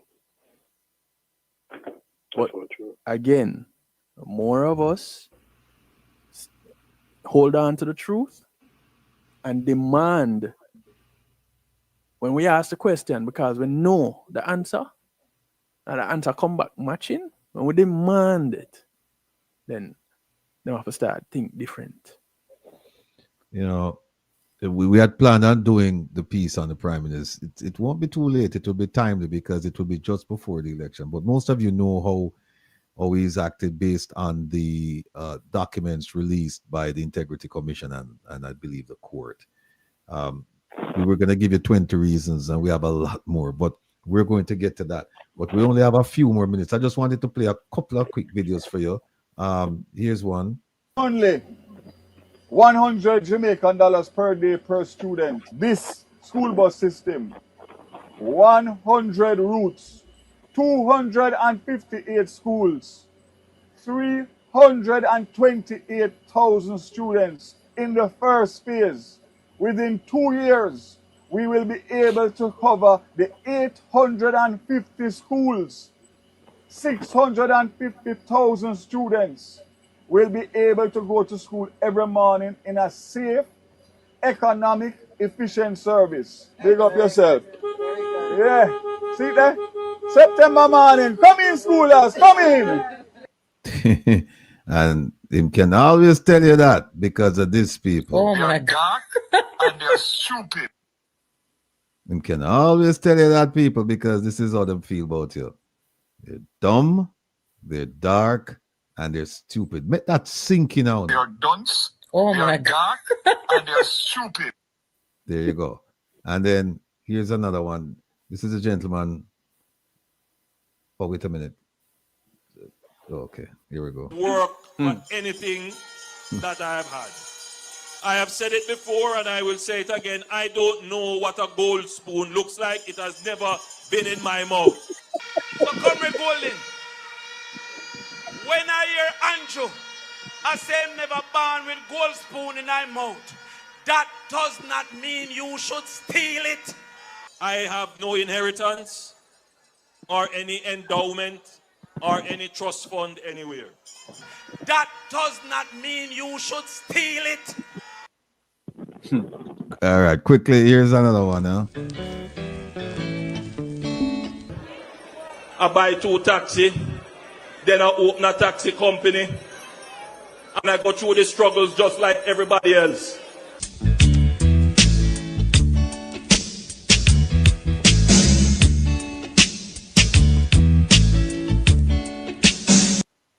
Folks, listen, we're going to leave you.